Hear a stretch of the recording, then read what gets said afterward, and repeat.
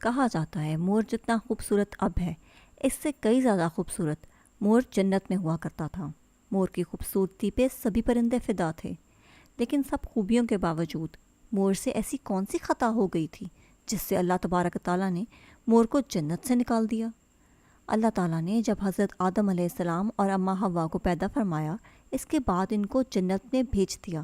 وہ دونوں جنت میں بہت ہی پرسکون رہتے تھے، بہت ہی لذیذ میوے پھل کھایا کرتے تھے، لیکن ایک اناج جس کو کھانے سے اللہ پاک نے انہیں منع فرمایا وہ اناج گندم تھا۔ چونکہ شیطان حضرت آدم علیہ السلام کی وجہ سے ہی جنت سے نکالا جا چکا تھا، اسی وجہ سے شیطان نے حضرت آدم علیہ السلام سے دشمنی پال لی تھی۔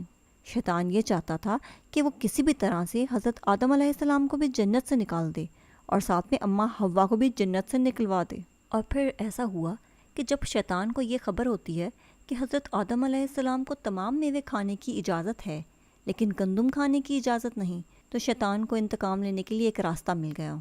وہ 300 سال تک وہاں بیٹھا رہا کہ کوئی جنت کے دروازے سے باہر آئے اور شیطان اس سے اپنے چنگل میں پھنسا سکے۔ اور پھر ایک دن اچانک مور جنت سے باہر آ گیا۔ شیطان اس کو دیکھتے ہی بہت خوش ہو گیا اور اس سے پوچھنے لگا کہ اے خوبصورت پرندے، تم کون ہو؟ مور بولا، میں مور ہوں۔ تو مور کہنے لگا کہ تم اب اپنا تعارف کرواؤ۔ شیطان کہنے لگا کہ میں ایک فرشتہ ہوں، میں اللہ پاک کی عبادت سے ایک پل بھی غافل نہیں ہوں، اور میں چاہتا ہوں کہ میں جنت میں جاؤں، وہاں کی نعمتوں کو اپنی آنکھوں سے دیکھوں۔ شیطان مور سے کہنے لگا کہ تم مجھے جنت کے اندر لے کے جا سکتے ہو، میں تمہیں 3 ایسی باتیں بتاؤں گا جس سے تمہیں ابدی زندگی حاصل ہو جائے گی، تمہیں بڑھاپا اور بیماری نہیں آئے گی اور تم ہمیشہ کے لیے جنت میں ہی رہو گے۔ شیطان کی یہ باتیں سن کر مور لالچ میں آ گیا اور کہنے لگا کہ مجھ میں تو اتنی طاقت نہیں ہے، ہاں لیکن میں ایک ایسے دوست کو جانتا ہوں جو تمہیں اندر لے کے جانے میں ہماری مدد کر سکتا ہے۔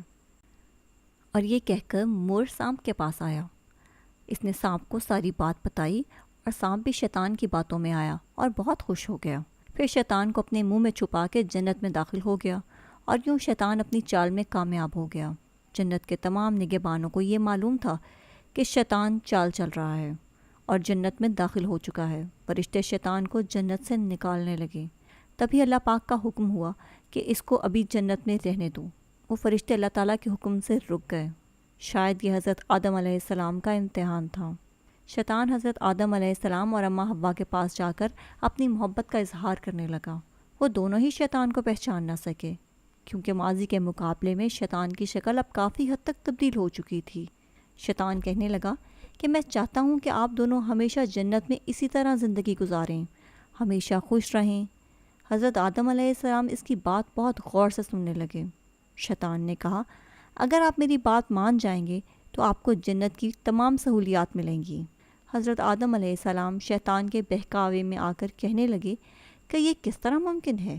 شیطان کہنے لگا، ایک گندم کا دانہ اگر آپ دونوں چکھ لیں تو آپ کو ابدی حیا حاصل ہوگی، آپ جنت میں ہی رہیں گے۔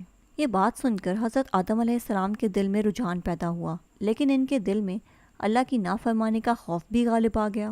جبکہ اماں حوا شیطان کی باتوں میں آ گئیں، جس پر اماں حوا نے حضرت آدم علیہ السلام کو بھی راضی کر لیا۔ پھر اس کے بعد ان دونوں نے اس گندم کے دانے کو چکھ لیا۔ جیسے ہی گندم کا دانہ ان کے اندر گیا تو دونوں کے سطر واضح ہو گئے، جس کے بعد دونوں اپنے اپنے سطر چھپانے لگے اور خوف خدا سے کانپنے لگے۔ اسی دوران اللہ تعالیٰ نے فرشتوں کو یہ حکم دیا کہ حضرت آدم اور اماں حوا دونوں کو زمین پر اتار دو۔ کہا جاتا ہے کہ حضرت آدم علیہ السلام کو سری لنکا کے قریب نیچے زمین پر بھیج دیا گیا، جبکہ اماں حوا کو جدہ کی سرزمین پر اتارا گیا۔ جن خوبصورت پیروں سے چل کر مور شیطان کو جنت کے اندر لے کر آیا تھا، وہی خوبصورت پاؤں اللہ پاک نے مور سے لے لیے۔ سانپ جو اپنے منہ میں شیطان کو چھپا کر لایا تھا، اس کے منہ کی خوبصورت خوشبو کو چھین کر اس میں زہر بھر دیا گیا، اور مور کے ساتھ ساتھ سانپ کو بھی جنت سے نکال دیا گیا۔